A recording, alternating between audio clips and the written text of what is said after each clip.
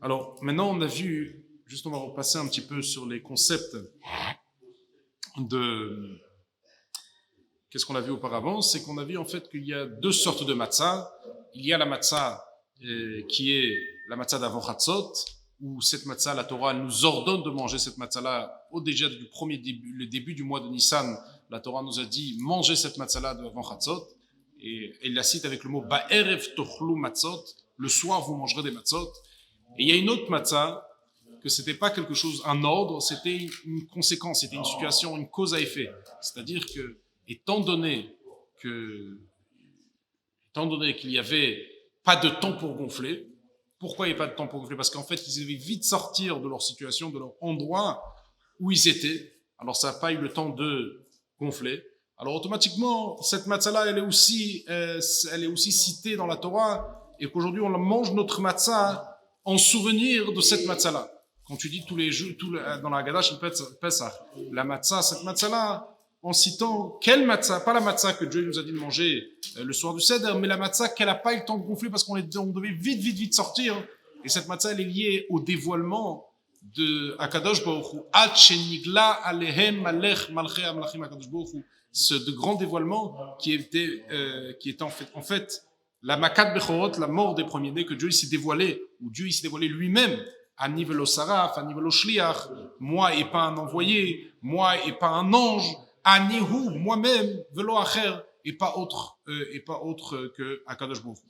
Je me suis dévoilé moi-même, et il a en fait, son dévoilement, qui était le dévoilement de l'infinité, a provoqué que la matzah n'a pas pu le temps de gonfler parce qu'elle devait vite sortir, et ça n'a pas eu le temps de gonfler. Et qu'est-ce qui est intéressant, c'est qu'il va expliquer, il va développer maintenant le premier degré de matzah, ensuite le deuxième, et Bezrat Hashem, le prochain Kshiur, on va faire la réponse en général de toute cette question. Mais en tout cas, il explique tout d'abord le premier degré, il est encore dans le premier degré de matzah. En citant qu'est-ce qu'on avait déjà expliqué, mais on va dire un petit résumé sur ça, qu'un enfant, il ne peut pas appeler papa jusqu'à qu'il goûte du pain. Tinok eno yadea likrot aba ad shetoem ta'am dagan. Jusqu'à qu'il mange du pain, là il pourra avoir la reconnaissance du papa. Alors, là on va comprendre, grâce à ça on va comprendre quelque chose de très intéressant. C'est exactement ça qui s'est passé en Égypte. Ils ne pouvaient pas reconnaître Akadosh Baruch Hu jusqu'à qu'il mange de la matzah. Et ça c'est en fait, qu'est-ce que le Zohar nous dit, quelque chose d'extraordinaire, que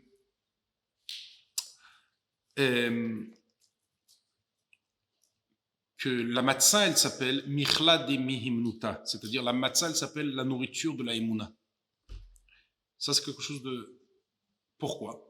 Parce que ça a fait que l'âme, ça a donné à l'âme divine la connaissance de savoir c'est qui Dieu. De savoir c'est qui a créé le monde. Ok? De la même manière que la nourriture matérielle, le pain, ça nourrit de manière à qu'est-ce que l'homme puisse comprendre. L'enfant va dire papa, c'est-à-dire il va comprendre que ça c'est son. Il va pas comprendre, mais il va reconnaître papa. Exactement, la matzah, ça va faire reconnaître à l'âme divine le Dieu. Ça va lui faire reconnaître le divin. Et là, il explique. Ça veut dire quoi? La différence entre chametz, pour comprendre tout ça, alors il faut d'abord comprendre c'est quoi la différence entre chametz et matzah, pour comprendre qu'est-ce qu'on vient de citer.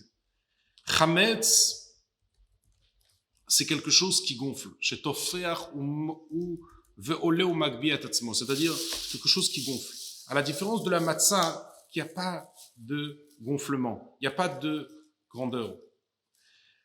Dans le service de Dieu, ça veut dire quoi, chametz? Qu'est-ce qui signifie quelque chose qui gonfle?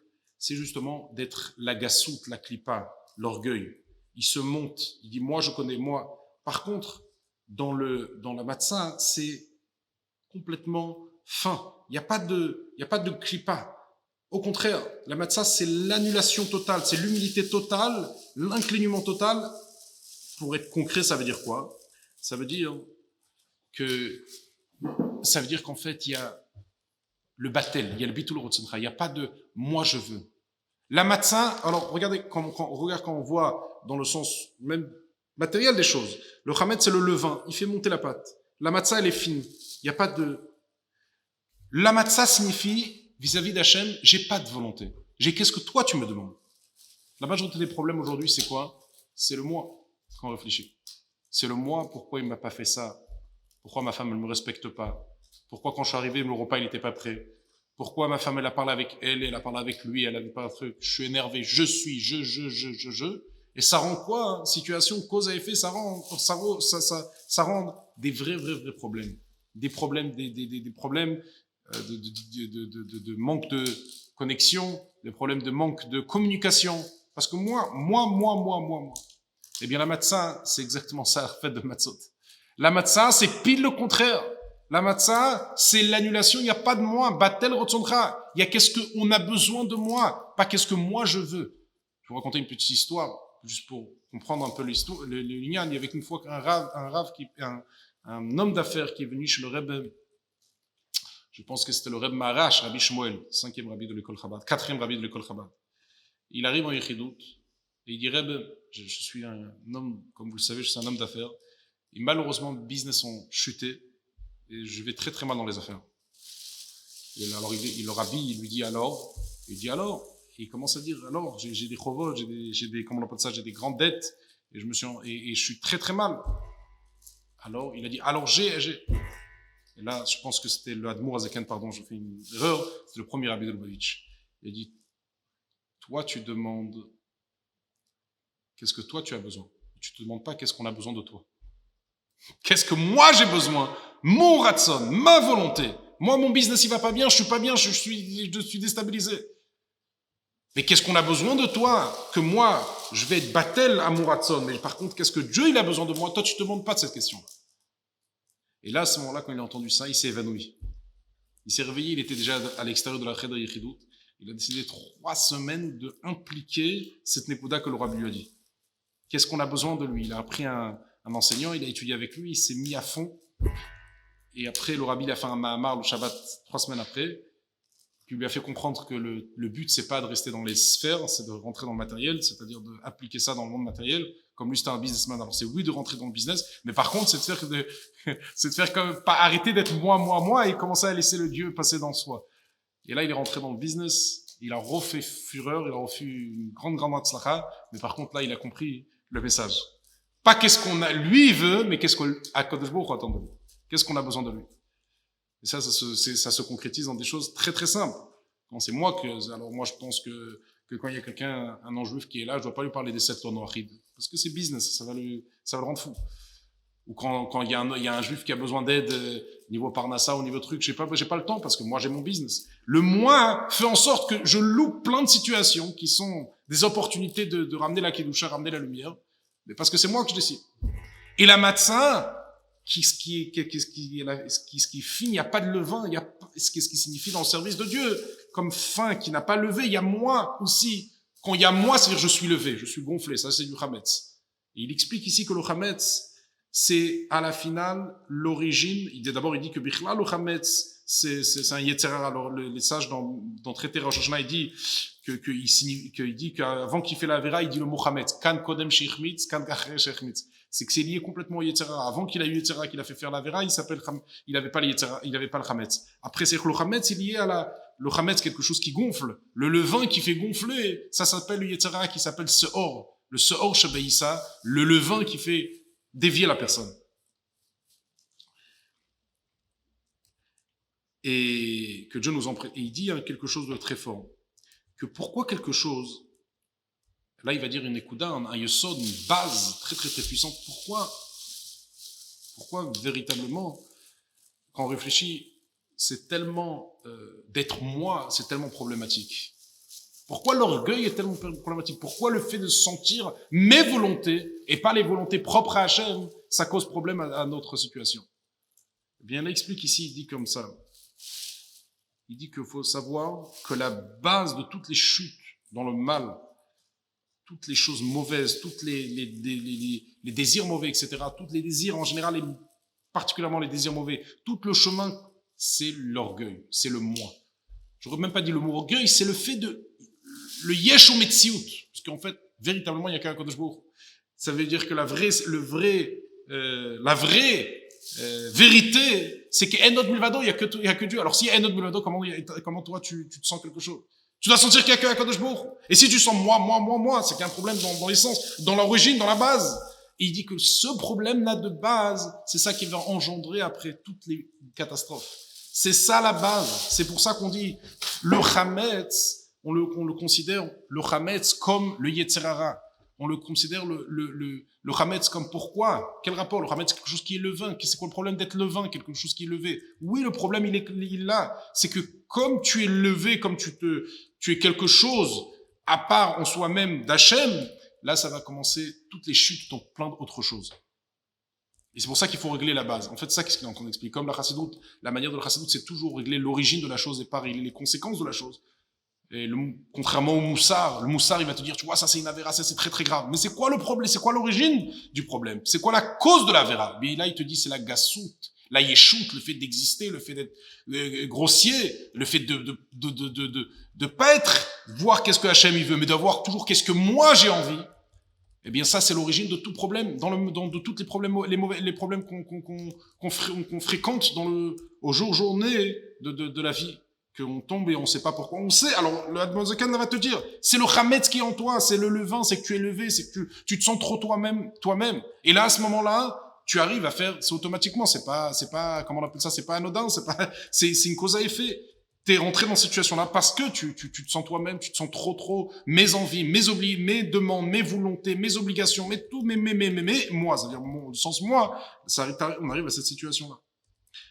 Mais, maintenant, on va aller encore, là, on a dit c'est quoi la cause à effet de toutes les mauvaises choses, c'est le gassout et la yeshout, c'est-à-dire l'égoïsme, le fait d'exister, le fait de vouloir, etc.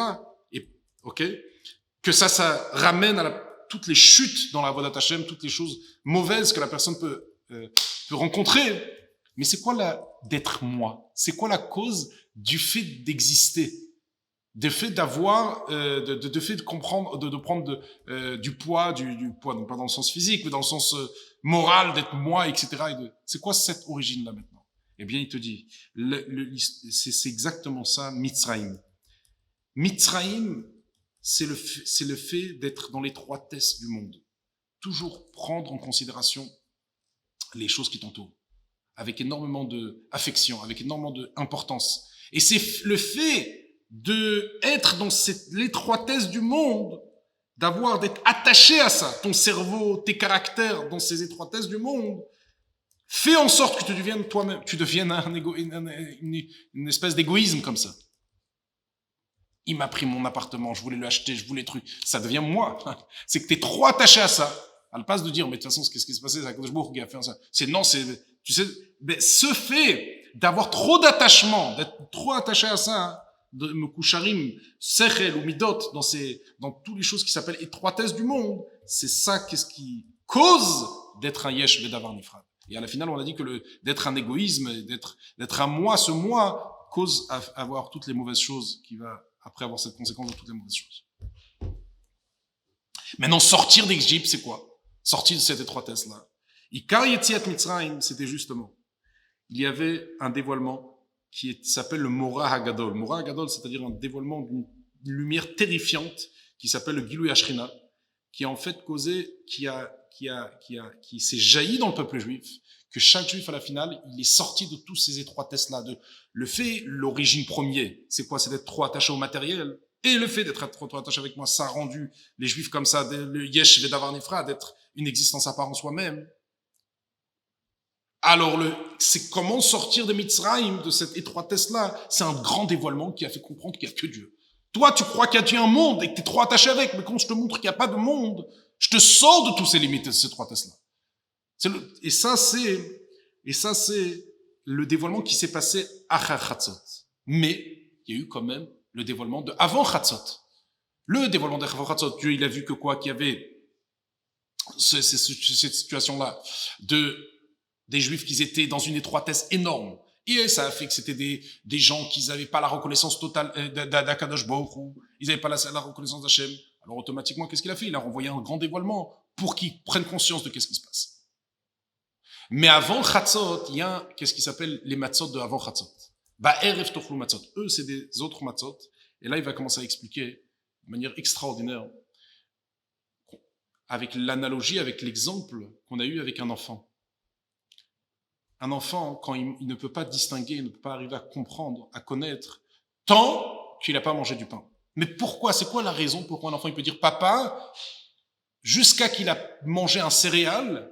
Il pourra dire papa. Tant qu'il n'a pas mangé ce céréale-là, il ne pourra pas dire papa. Pourquoi?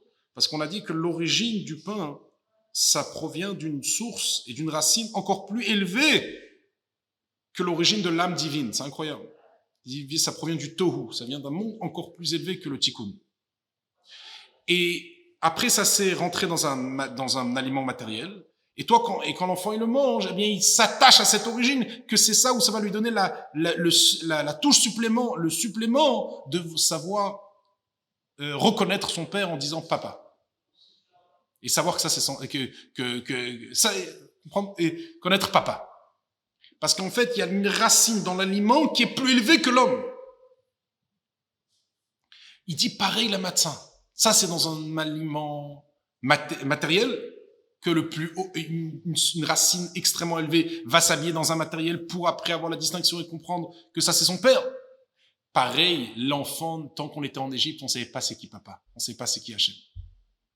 Dès qu'on a mangé la matzah d'avant Chatzot, pas la matzah d'après Chatzot, que ça c'est un dévoilement totalement de Dieu, mais la matzah d'avant Chatzot, on a commencé à voir la distinction, on a commencé à avoir un attachement avec Hachem.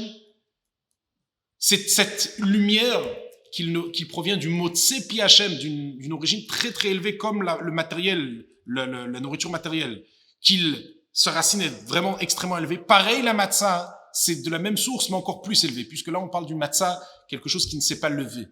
On a fait exprès, faites attention que le pain ne se lève pas. Comme ça la Torah le dit par rapport à cette matzah de avant Chatzot, ou shmartem et matzot, faites très attention à ces matzot-là que s'élèvent pas. C'est-à-dire que vous avez pris du blé comme pour faire du pain, mais vous avez fait des matzot de ça. Et là, par contre, qu'est-ce que vous avez rendu? À l'image de l'enfant qui connaît le Père, ils ont rendu des Juifs qui reconnaissent Akadosh Baruch Hu. Mais il y a un point supplément, de manière extraordinaire, l'Admour Azaken explique. Chez l'enfant, il ne comprend pas comment c'est son père. Quand il dit papa, il sait parce que papa, maman, il y a une papa, une maman pour avoir la conception, pour avoir l'enfant. Pas du tout, c'est pas ça qu'il sait. Il ne comprend rien du tout. D'ailleurs, jusqu'à qu'il a un certain âge, il sait pas du tout comment ça marche. Il sait juste que c'est son papa. Comment c'est son papa? Qu'est-ce que c'est son papa qui lui donne à manger? Pas du tout, il sait pas tout ça. Papa, il dit. Il n'a pas du tout la logique, ni comment il est arrivé sur Terre, ni pourquoi il faut l'appeler papa, ni que toutes ces choses-là, il le connaît pas. Il n'a pas la distinction. Pareil, les Juifs, quand ils ont mangé la première matzah, c'est une matzah qui est certes d'un niveau très élevé, qui s'appelle Eretz Eliona, la terre suprême, qui s'habille après dans cette nourriture-là, et qui peuvent avoir la connaissance d'Akadosh Baruch Hu, mais ils ont un attachement qui n'est pas logique, mais pas au-dessus de la logique, mais en dessous de la logique. Ça veut dire ça va s'habiller dans un niveau où c'est plus le sujet d'une compréhension. Non, c'est pas une compréhension. La racine elle est très très haute, mais quand ça arrive dans la nourriture de la matzah, cette matzah qu'ils ont mangé les Bnei Israël avant Chatzot, eh bien c'est quelque chose qui est pas lié à comprendre comment il est Hachem et à quoi Hachem, l'attachement en quoi il est lié à moi. C'est quoi Hachem et comment il est lié à moi? Pas du tout, c'est pas ça. C'est tout simplement un attachement. Un attachement qu'on est prêt à tout pour lui. On l'a suivi à l'image de quand ils sont sortis d'Égypte. Ils ont suivi Moshe dans des circonstances les plus irrationnelles de suivre un homme pour aller dans un désert. Faut vraiment être fort. Et avoir des galettes derrière le dos. Tu vas dans un désert, tu sais pas où tu vas. Tu sais même pas où tu vas. D'abord, de suivre quelqu'un, tu sais même pas où tu vas. N'importe quelle personne, tu lui dis, va faire un voyage. Et dire, où j'y vais? Là, tu sais pas où tu vas.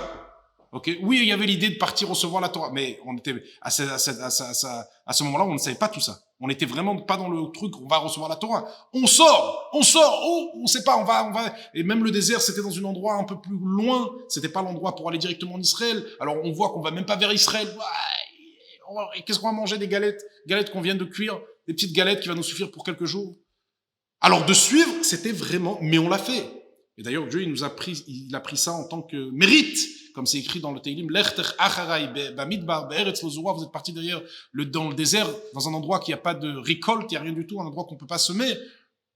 Ça veut dire on avait un attachement total vers Akadosh Baruch Hu. Ces matzot ont provoqué. Ces matzot de avant Chatzot ont provoqué un attachement irrationnel, mais pas au-delà de la logique, mais en dessous de la logique. Parce que dans le irrationnel, il y a deux niveaux. Il y a au-delà de la logique, c'est-à-dire que tu as compris le sujet et en même temps tu te dépasses. Mais il y a, t'as pas compris, mais quand même tu t'attaches. Et c'est ça qu'est-ce qu'on a mangé pendant les matzot de Pesach, les matzot de avant Chatzot. Ça a provoqué un attachement, mais en dessous de la logique. À l'image d'un enfant que quand il mange le pain, il dit certes papa, mais il sait pas comment il sait son papa. Nous, on a reconnu Hachem, on savait pas en quoi c'est Hachem et en quoi il est attaché avec nous. C'est ça la première matzah de avant Chatzot. Par contre, cette matzah, elle a besoin d'une observance. Ça veut dire quoi? Elle a besoin d'une observance. Ça veut dire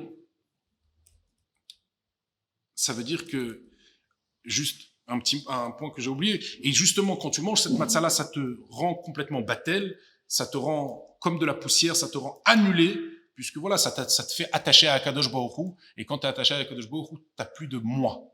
Elle est déjà très très forte, cette matzah d'avant Chatzot.